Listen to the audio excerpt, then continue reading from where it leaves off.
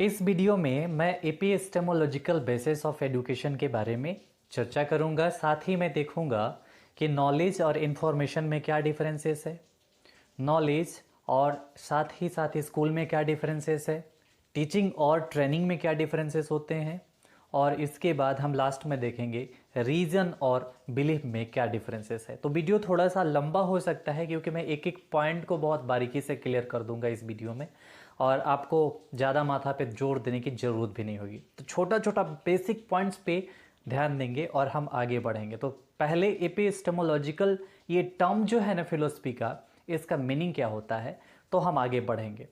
Knowledge of reality, अगर हम epistemology की बात करते हैं तो सिंपली ये डिफाइन करता है नॉलेज को, यानी उसके नेचर को, उसके ओरिजिन को, उसके मीनिंग को।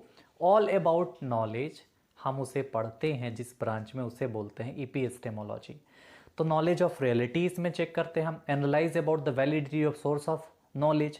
अब देखिए, कोई आपको इन्फॉर्मेशन मिला, कोई डाटा मिला आपको, और आप उसे नॉलेज के फॉर्म में एक्सेप्ट नहीं कर सकते हैं। क्यों? क्योंकि उसको जस्टिफाई होना बहुत ज़रूरी है। मान लीजिए आपसे किसी ने बोला कि अरे पाकिस्तान आज मुंबई में बम पटक दिया। अब बोले भाग, झूठ बोल रहा है। प्याज एक उगाने की हैसियत नहीं और खाने की हैसियत नहीं, और वो बम पटकेगा। तो हम काट देते हैं, लेकिन जिसको हम काट ना सके वो नॉलेज है। और जैसे आप काट दे रहे थे वो इन्फॉर्मेशन था, बाद में हम देखेंगे। तो एपिस्टेमोलॉजी का मतलब ये होता है। अब देखिए, कुछ प्रश्न हम करते हैं तो समझ में आएगा एपिस्टेमोलॉजी का एकदम नॉलेज के ऊपर क्यों फोकस किया गया है, क्यों ऐसा दर्शन शास्त्र में पढ़ने को मिला है। तो एक क्वेश्चन करिए कि what can we know beyond the information provided by our sense organ, यानी कि जो इंफॉर्मेशन हमें सेंस ऑर्गन के माध्यम से मिले हैं उसके परे क्या हो सकता है। तो ये हमारा जो मेंटल है ना, ये बहुत ऑब्जर्वेशन करने लगता है, राइट। हम ये सोचने लगते हैं कि उसके परे क्या है भाई, उसके ओरिजिन की क्या कारण है। That is related to science. तो ये एपिस्टेमोलॉजी पूरा एकदम स्टेप साइंस का ही फॉलो करता है। देन अगेन एक क्वेश्चन करिए, what is the guarantee that what we know is true. जो इंफॉर्मेशन मिला, जो हमने जाना, जो हमने समझा, क्या वो सही है। अब आप ये क्वेश्चन करते हैं कि what we know is true, then आप उसको जस्टिफाई करेंगे। जिस भी इंफॉर्मेशन को आप जस्टिफाई करते हैं दैट बिकम्स नॉलेज। तो मोस्टली नॉलेज का कॉन्सेप्ट जो है क्लियर हो गया होगा। Epistemology is a branch of philosophy that investigate the origin. क्या क्या करता है? Origin, nature, methods and limits of human languages, knowledges. Okay, इसमें हम नॉलेज के ओरिजिन पे जाते हैं, नेचर देखते हैं, मेथड्स, और फिर लास्ट में लिमिट्स की क्या है इसकी व्यापकता। तो हम एपिस्टेमोलॉजी को एकदम एलाबोरेट कर पाएंगे। अब हम नॉलेज पे आते हैं और केंद्रित करते हैं कि मीनिंग ऑफ नॉलेज क्या होता है। क्योंकि जब हम एपिस्टेमोलॉजी की बात कर रहे हैं तो नॉलेज पे फोकस करना जरूरी हो जाता है। तो मीनिंग ऑफ नॉलेज में पहले ही मैं कुछ बातें कह चुका हूं, लेकिन knowledge is a familiarity, awareness. Knowledge क्या है? फैमिलियरिटी है, अवेयरनेस है, अंडरस्टैंडिंग है। किसके बारे में? समवन, जैसे कोई fact, information, description which is acquired through experiences और एडुकेशन। हमें कैसे मिलते हैं भाई कोई फैक्ट, इंफॉर्मेशन, डिस्क्रिप्शन कैसे मिलते हैं? या तो एडुकेशन से मिलेगा जहां पे टीचर आपके दिमाग में भेजा में ठूसता है, या एक्सपीरियंस है, गिरते पड़ते लुढ़कते सीखे आप। ओके, कैसे आपने सीखा इसको? ये तो हो गई कि कहां से मिला, लेकिन कैसे सीखा? बाय परसर्विंग, डिस्कवरिंग और लर्निंग। क्योंकि देखिए, आप भले डिस्कवर ना करें लेकिन बच्चा बहुत डिस्कवर करते रहता है, ठीक है। तो चाइल्डपन अपने अंदर लाना है, डिस्कवरी भी करना है। Knowledge can refer to a theoretical practical understanding of subject. किसी सब्जेक्ट के बारे में थ्योरेटिकल प्रैक्टिकल जब अंडरस्टैंडिंग हो जाएगी तो हम उसे कहते हैं नॉलेज। जैसे आप साइंस बीएससी एमएससी कर लिए, लेकिन जब प्रैक्टिकली करने गए आप और नहीं कर पाए, वो नॉलेज नहीं है। आ रही बात समझ में? बहुत सारे हमारे क्लासमेट्स हैं जिनको थ्योरी तो आती है लेकिन प्रैक्टिकल कुछ समझ में नहीं आता है। That is not knowledge. Okay, तो उसका प्रैक्टिकल सिग्निफिकेंस होना बहुत जरूरी होता है। आप थ्योरी बहुत कुछ पढ़ लिए, जब इंटरव्यू देने गए आप, अब वहाँ पे क्वेश्चन होने लगी तो आपको तो कुछ पता ही नहीं है। आप तो ऐसे संसार में पहुँच गए जहाँ भगवान भोलेनाथ ही आपका मालिक है, right. Then in philosophy the study of knowledge, हमने पहले ही कहा था कि एपिस्टेमोलॉजी बोलते हैं इसे, और एक टर्म यहाँ पे देख लेते हैं जो कि बहुत फेमस है हिस्टोरिकली, प्लेटो। वो क्या कहते हैं कि जब हम किसी बिलीफ को जस्टिफाई कर देते हैं, यानी कि justified believe is called knowledge. अभी बिलीव भी देखना है क्या होता है, तो अभी याद रखिए क्या कि प्लेटो ने कहा था कि justified believe is called knowledge. The word knowledge जो है, इसकी जो ओरिजिन है, मतलब ये जो वर्ड आया है ग्नोसिस से आया है, और ग्नोसिस क्या है, एक ग्रीक वर्ड है जिसका मीनिंग होता है रिकॉग्नाइज करना, राइट। यानी कि recognition with evidences is called knowledge. यानी मीनिंग क्लियर है, अब आप लिख सकते हैं आराम से। चलिए, चूंकि स्कूल के बारे में आप बहुत पढ़ चुके हैं, जेंडर, स्कूल और सोसाइटी जब आप कर रहे थे, एक्चुअली होना यहाँ स्किल होना चाहिए था, लेकिन यहाँ स्कूल है क्योंकि किसी सिलेबस में मैंने देखा कि भाई साहब स्किल को स्कूल लिख दिए हैं, तो उसे पूरा करना बहुत ज़रूरी है क्योंकि ये एग्जामिनेशन पर्पस के लिए बहुत ज़रूरी है, और जिनके लिए मैं बना रहा हूँ वीडियो वो समझ गए होंगे। तो knowledge is conceptual in nature. क्या होता है कि नॉलेज जो होता है कंसेप्चुअल इन नेचर होता है, मतलब क्या है कि इसके मेथड्स होते हैं, इसके ओरिजिन होते हैं, इसकी वैलिडिटी होती है, इनकी रियलिटी होती है, और साथ ही साथ इसका लिमिटेशंस भी होते हैं। लेकिन जो स्कूल है ये मटेरियल इन नेचर होता है, ये इनकी जो विशेषता है ये मटेरियल वर्ल्ड से रिलेटेड होते हैं, यानी इनमें कंस्ट्रक्शन आएगा, ओके, और इंस्टीट्यूशन आएगा। एक तरीके से ये लर्निंग है, ऑर्गेनाइज बॉडी है, और मटेरियल का मतलब होता है जिसे हम शेप दे सके, ये बात याद रखना है, ओके। नॉलेज इज इनफाइनाइट, जब तक आप जिंदा हैं कुछ ना कुछ आपको मिलता ही रहेगा, लेकिन स्कूल जो होता है लिमिटेड विथ कंस्ट्रक्शन, एक उसको ऑर्गेनाइज बॉडी के फॉर्म में खड़ा कर दिया जाता है। लेकिन नॉलेज के साथ ऐसा नहीं है, उसमें मॉडिफिकेशन भी होता है, ठीक है। आप बोलिएगा स्कूल में भी मॉडिफिकेशन होता है, कभी 1 फ्लोर 2 फ्लोर होता है, 2 फ्लोर ऐसे करके बनाए जाते हैं, रंग रोदन किया जाता है। That is not relevant to this topic, okay.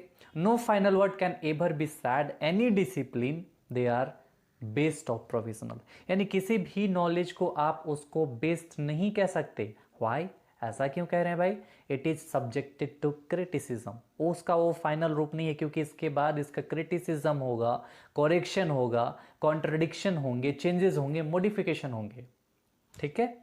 School is source of knowledge, जहाँ से आप नॉलेज गेन करते हैं। कैसे, आप टेक्स्ट बुक से करते हैं, करिकुलर एक्टिविटीज़ से करते हैं, को करिकुलर एक्टिविटीज़ से करते हैं, टीचर के माध्यम से करते हैं, हैविंग डेफिनिट करिकुलम और स्पेसिफाइड रूल्स। लेकिन ऐसा नॉलेज के साथ कोई करिकुलम और स्पेसिफाइड रूल्स नहीं होते हैं। अब देखिए, ए gifted man may acquire wide knowledge, कुछ कुछ होते हैं बहुत मनीषी लोग जो बहुत ही ज़्यादा ज्ञान हासिल कर लेते हैं। अभी मैं एक बात बताऊं, जो मैच्योरिटी वाले पर्सन्स होते हैं वो आपको सेक्सुअल एजुकेशन उतना नहीं बता सकते जो अभी 10th 12th में गए होंगे। वो जब शुरू हो जाएंगे दिन रात एक हो जाए, क्योंकि उनसे बड़ा रोमांटिक तो कोई है ही नहीं। इसलिए ये जो है किसी चीज़ में लिमिटेशन वाला नहीं है, और वो गिफ्टेड मैन है मेरे नज़र में। Gifted man may acquire wide knowledges, deep wisdom and spiritual insight, but all these are lost when he she dies except those that he she has recorded. यानी कि जैसे ही वो मरता है ये सारे नॉलेज उसके भेजा से ख़त्म हो जाते हैं, लेकिन कुछ ऑडियो के फॉर्म में, वीडियो के फॉर्म में रिकॉर्डेड करके रखा है, ये होते हैं भाई, मरने के बाद भी ठीक से आप रखेंगे संभाल करके, देन वो रहते हैं। In school only textual knowledge, यानी टेक्स्ट बुक के जो नॉलेज हैं वही आपके भेजा में ठूसा जाता है, यानी एक्वायर किया जाता है, presented by teachers to people. क्योंकि अभी के अगर बच्चे के वर्ड में बोलूँ तो दुनिया का सबसे टेरिबल इंसान बच्चों के लिए वो टीचर ही, जैसे ऑनलाइन क्लासेस में ये टीचर पढ़ा रहे हैं, ठीक है। बच्चे क्या करते हैं, इंस्टाग्राम चला रहे हैं, right. Focus on this. Knowledge once parted to others result in no loss of the person. अगर नॉलेज किसी पर्सन का, किसी पर्सन मतलब अनदर पर्सन को आपने इम्पार्ट कर दिया है, तो पर्सन का जो नॉलेज है, उसकी जो रिकॉग्नाइजेशन है वो जिंदा रहता है। जैसे गांधी जी हैं क्या, प्रैक्टिकली किसी ने नहीं देखा है हमारे जो जनरेशन के हैं, लेकिन हम उनकी पूरी जो जीवन कथा है हम याद रखे हुए हैं। समझ गए बात। Peoples are advise to learn in school, लेकिन स्कूल में क्या होता है, peoples are advise to learn in school, केवल सीखने के लिए जाते हो। Knowledge becomes absolute, no defined rules of knowledge. Knowledge का कोई रूल्स नहीं, कोई करिकुलम नहीं, ठीक है, और ये एब्सोल्यूट होता है। जिस ढंग से आप चाहें इसको मैनिपुलेट कर सकते हैं, लेकिन विथ जस्टिफिकेशन। क्लियर हुआ? लेकिन स्कूल की बात करें, लिमिटेड नॉलेज मिलता है, obtain school by formal process. समझ, फॉर्मल प्रोसेस मतलब समझ रहे सब, एकदम लिमिटेड है, एकदम पूरा, उससे ज़्यादा कुछ भी नहीं हो सकता है। नेक्स्ट है हमारा टीचिंग एंड ट्रेनिंग। ओके, तो सबसे पहले टीचिंग का हम देखते हैं डेफिनेशन क्या होता है। टीचिंग जो है एक ऐसा प्रोसेस है जिसमें हम किसी पर्सन को थ्योरेटिकल कॉन्सेप्ट के साथ एडुकेशन देते हैं। बात समझ में आ रही है? मतलब क्या है कि it is process of giving education to someone and it is a kind of knowledge transfer between teacher and a student. माने शिक्षक के माध्यम से जब नॉलेज को हम स्टूडेंट में इम्पार्ट करते हैं, that process is called teaching. Clear हुआ कि नहीं? शिक्षक के माध्यम से एडुकेशन को, नॉलेज को स्टूडेंट में इम्पार्ट करना, दैट इज कॉल्ड टीचिंग। अब हम बात करते हैं कि जो टीचिंग का फेनोमेना है कितना इंपॉर्टेंट है विथ रिलेशन टू ट्रेनिंग। तो सबसे पहले हमको क्या करना होगा, ट्रेनिंग का मीनिंग देखना होगा। ट्रेनिंग का मतलब क्या है कि एक भी, मतलब ये भी एक प्रकार का टीचिंग है। समझ गए? ट्रेनिंग जो है एक प्रकार का टीचिंग है, क्योंकि इसमें हम नॉलेज इंपार्ट करते हैं किसके अंदर? जो ट्रेनी होता है। कौन देता है? ट्रेनर देता है। और developing once in one self और other any skills knowledge that relate to a specific useful competencies. यानी जब हम बात करते हैं ट्रेनिंग की, तो इसमें हम कंपिटेंसी डेवलप की बात करते हैं, और जब टीचिंग की बात करते हैं तो हम स्टूडेंट में चाहते हैं कि उसका ओवरऑल डेवलपमेंट हो। बात समझ में आ गई? इसलिए जो ट्रेनिंग है वो टीचिंग के अंदर आता है। ट्रेनिंग के स्पेसिफिक एक लक्ष्य होता है, और जो नॉलेज या टीचिंग के जो हैं उसके थोड़े बहुत ब्रॉड होते हैं। ठीक है? Training has a specific goal of improving one's capability, capacity, productivity and performance. यानी कि ट्रेनिंग जो फोकस करता है वो capability, capacity, productivity, performance of the individual. और नॉलेज जो है उसकी जो आधार हैं जिस पे वो फोकस करता है वो है साइकोमोटर डोमेन का डेवलपमेंट, फिर उसके बाद अफेक्टिव डोमेन का डेवलपमेंट, और उसका जो एक और है उनका मेंटल डेवलपमेंट करना, इंटेलेक्चुअल डेवलपमेंट करना। तो अलग अलग चीज़ें होती हैं। अब हम देखेंगे टीचिंग और ट्रेनिंग में क्या डिफरेंसेस है, राइट? तो टीचिंग जो है एक फॉर्मल प्रोसेस है, इनफॉर्मल प्रोसेस है, जिसमें imparting of knowledge and concept to the learner, जो सीखने वाला है। It is an academic approach to the learning. Actually academic approach to the learning कहा जाता है टीचिंग, ठीक है, क्योंकि ये कभी ना कभी किसी न किसी हद तक किसी न किसी एकेडमिक का हिस्सा रहा है। जैसे गुरुकुल हो, मदरसा हो, तो कहीं ना कहीं एक इंस्टीट्यूशन के हाथों में ये उसके बाद आ गया है। ट्रेनिंग जो है प्रैक्टिकल शेयरिंग ऑफ स्किल्स होता है। प्रैक्टिकली इसमें यहाँ पे कोई थ्योरी व्योरी होता नहीं, क्लासेस होता नहीं, प्रैक्टिकली स्किल को शेयर करते हैं। किस लिए? लर्नर के जो परफॉर्मेंस है उनको हम इम्प्रूव करने के लिए। दूसरा जो डिफरेंसेस है वो है teaching generally takes place in the classroom environment, और जो ट्रेनिंग है generally takes place in the work environment और स्पोर्ट फील्ड्स वगैरह में होते। Right? Teacher are train to teach at training colleges, है ना? टीचर को ट्रेन करना पड़ता है, जैसे बीएड ट्रेनिंग का प्रोग्राम है ताकि वो इंस्टीट्यूशन में पढ़ा सके। लेकिन जो ट्रेनर्स होते हैं often mentor in the work place who have the expertise to offer on the job training. मतलब वो वर्क प्लेस पे ही ट्रेन करते हैं। बेसिकली आप प्राइवेट जॉब में देखते होंगे ट्रेनिंग के लिए बहुत सारे स्कीम चलाए जाते हैं, उनके द्वारा टीम लीडर होता है, मैनेजर होता है, ट्रेनर होता है। Teacher give report and feedback to the learner to the monitor progress. यानी इसमें टीचर जो होता है टीचिंग में, वो जो लर्नर है उनको फीडबैक देता है, रिपोर्ट करता है, भैया ये तुम्हारा गड़बड़ है, इस पर थोड़ा ध्यान दो। लेकिन ट्रेनिंग में थोड़ा सा उल्टा होता है। इसमें क्या होता है कि trainers are given feedback from the trainee to improve their performance. यानी कि अगर ट्रेनी सीख नहीं रहा है तो किसकी फेलियर है? ट्रेनर की फेलियर है। यहाँ फीडबैक किसको दिया जाता है? ट्रेनर को दिया जाता है। ये डिफरेंसेस है। Teaching is broader in focus. जो टीचिंग होता है बहुत ब्रॉड होता है। कहा है भाई? ट्रेनिंग भी तो उसी में आता है ना। So teaching is so broad in nature, while training will focus on the specific skill, जब हम स्किल की बात करते हैं। नेक्स्ट हमारा अप्रोच है नॉलेज एंड इंफॉर्मेशन। नॉलेज के बारे में मैंने पहले ही बता दिया था। अब इंफॉर्मेशन को थोड़ा मीनिंग करेंगे, फिर उसके बाद डिफरेंसेस देखेंगे। मीनिंग ऑफ इंफॉर्मेशन क्या है? The data about any content और any person which provide real description. ये क्या है? मात्र सूचना है, इसमें कोई जस्टिफिकेशन, कोई वैलिडिटी की बात हम नहीं कर रहे हैं। जैसे हम देख रहे हैं उसको वैसे बोल रहे हैं। मान लीजिए कि एक जो कलुआ है, सामने जाकर के देखा एक लड़का लड़की बात कर रहे हैं। अब वो जाके करीबा से क्या बोलता है? अरे तोहार बहिन ओकरा से बात कर रहा है। अब जो करीबा सुना तो ये एकदम बन बना के 25 किलो का करीबा 72 किलो का भाला लेकर के चल दिया। लेकिन जब गया नज़दीक से देखा, जब सामने से देखा कलुआ, तो उन लोग दोनों को लगा कि कुछ चल रहा है। लेकिन जब वो साइड से देखा तो क्या है, दोनों में बहुत अंतर आ रहा है। तो देखिए इंफॉर्मेशन हो गए ना, इसकी कोई वैलिडिटी नहीं थी जो कलुआ जाके करीबा से बोला था। ये बात याद रखना है आपको। सो इन इंफॉर्मेशन उस डाटा की वैलिडिटी बदलती रहती है, जो जैसा इंफॉर्मेशन देगा उसके अकॉर्डिंग होगा। So the data about any content और any person while provide real description, generally कहा जाता है रियल डिस्क्रिप्शन, तो रियल भी हो सकता है और इसकी वैलिडिटी नहीं भी हो सकती है, राइट।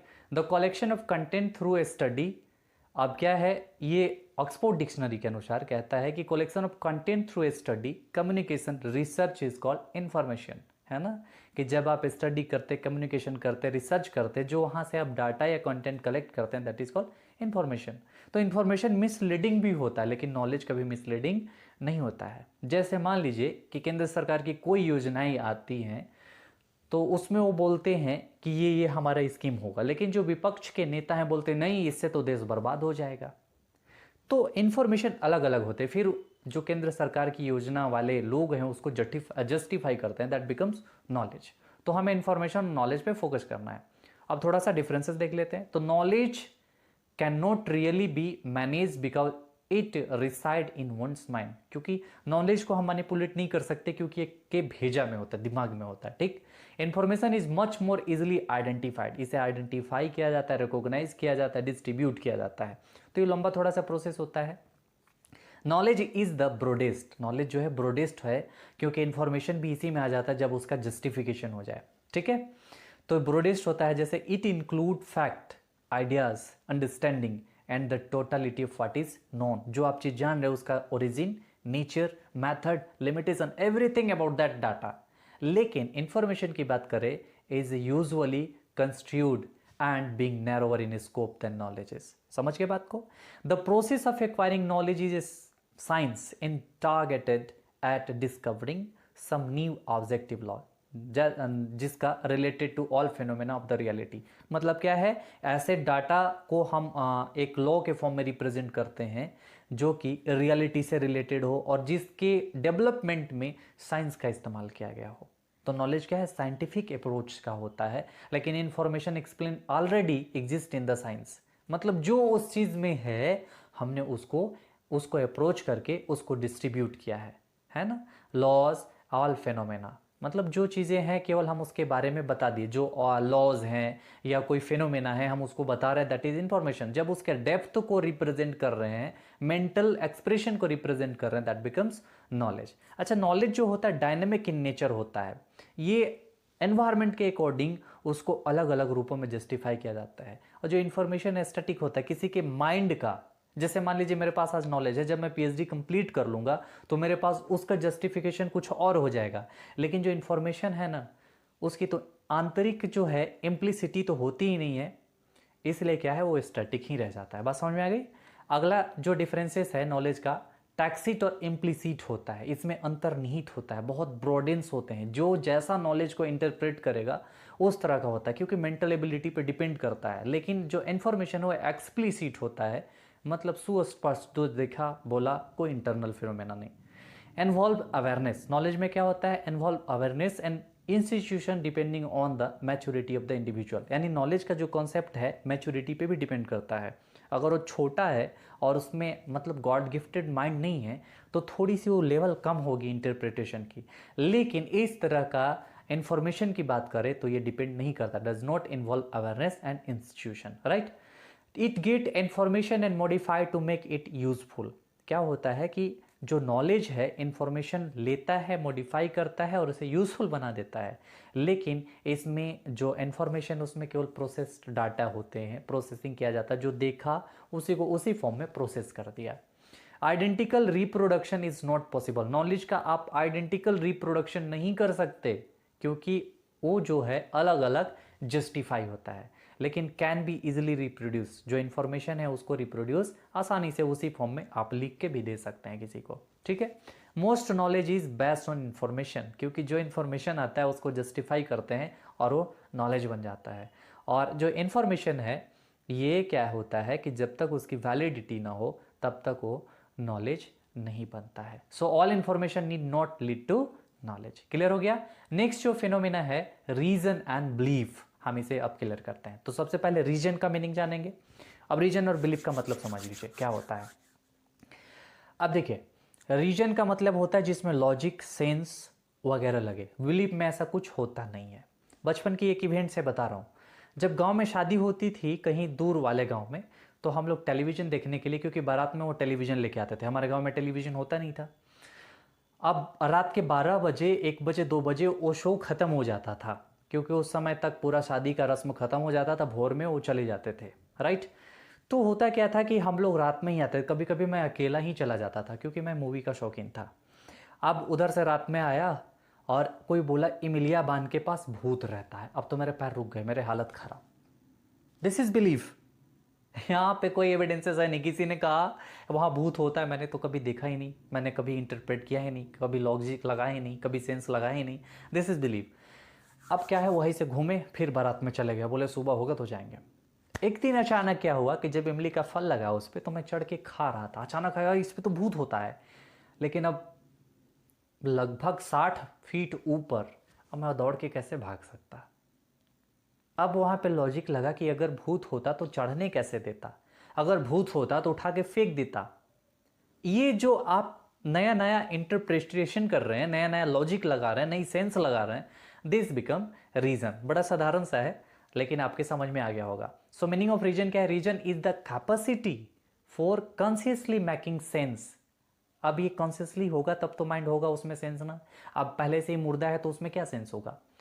ऑफ द थिंग्स, किसी थिंग्स के बारे में जो है कॉन्शियसली मेकिंग सेंस, उसे रीजन कहेंगे। Applying logic, establish and verifying fact. क्योंकि जब थिंग्स से आपको फैक्ट मिले हैं, सूचनाएं मिली हैं, तो उसको वेरीफाई करेंगे ना, उसके लिए सेंस लगाएंगे, उसके लिए लॉजिक लगाएंगे ना, देन इसे कहेंगे। और चेंजिंग और जस्टिफाइंग प्रैक्टिसेस, उससे क्या होगा कि जो प्रैक्टिसेस आप कर रहे हैं वो मॉडिफाई भी होगा, जस्टिफाई भी होगा, चेंजेस भी होगा, then it becomes reason. Okay, so in short कहेंगे the action of thinking about something in a logical, sensible way to form a conclusion or judgment is called reason। Clear हुआ? मतलब क्या है कि एक्शन ऑफ थिंकिंग है ये, reason क्या है? एक्शन ऑफ थिंकिंग है किसके बारे में? समथिंग अबाउट पर्सन, ऑब्जेक्ट और थ्योरी, लॉज, कुछ भी, इन लॉजिकल और सेंसिबल वे, ठीक है, जिससे आप एक कंक्लूजन करेंगे, जजमेंट करेंगे। That phenomena is called reasoning और रीजन। अब हम बिलीफ का मीनिंग देखते हैं। मैंने बिलीफ बताया कि पहले से एकदम fix. Believe is the state of mind. ये क्या है? State of mind, whatever fix inside our self, ठीक है, in which a person thinks something to be the case. वो समझ रहे हुए केस है, इस तरह का मामला है भाई, विद और without their being empirical evidences, प्रयोग सिद्ध बिना सबूत का वो ऐसा सोच रहा है।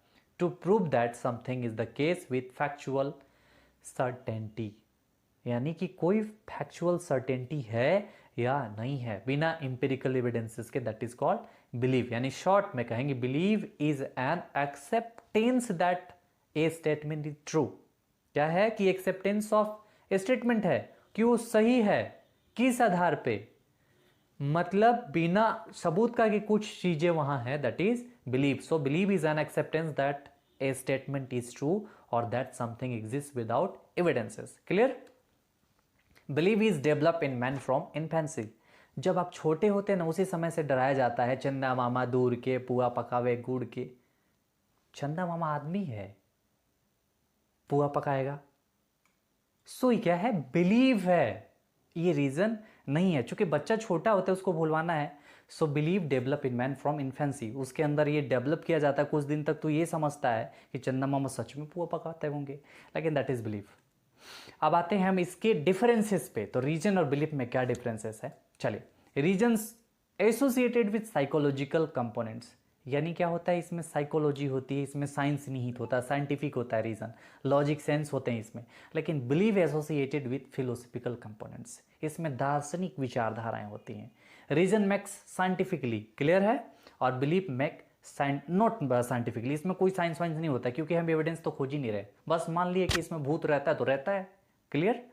Reason try to create new one, एक नई चीज को क्रिएट करने में क्रिएटिविटी को बढ़ावा देता है, एक और भी बढ़ा के लिख सकते हैं कि it help in the creativity. और believe gives the confidence while create new one, जैसे आपको बोला गया कि अरे वहां तो भूत रहता है, आप एक बिलीव हो गया, और दूसरा बिलीव क्या है, इसी कॉन्फिडेंट होकर के, मतलब उस पर कॉन्फिडेंट डेवलप करने के लिए एक न्यू बिलीफ को क्रिएट किया जाता है। जैसे कैसे एग्जाम्पल, जब कहा कि भूत रहता है तो एक काम करना, हनुमान चालीसा पढ़ना, दूर भाग जाएगा भूत। देन बिलीव के ऊपर बिलीव डेवलपमेंट हो रहा है। तो आप उम्मीद है कि ये समझ में आ गया होगा। नेक्स्ट वीडियो में हम बात करेंगे डायलॉग एक्टिविटी के ऊपर, जो बेस्ट आपका कृष्णमूर्ति और टैगोर का रिपोर्ट है उसको देखेंगे। तब तक के लिए जय Hind. Subscribe and press the bell icon on the YouTube app to never miss an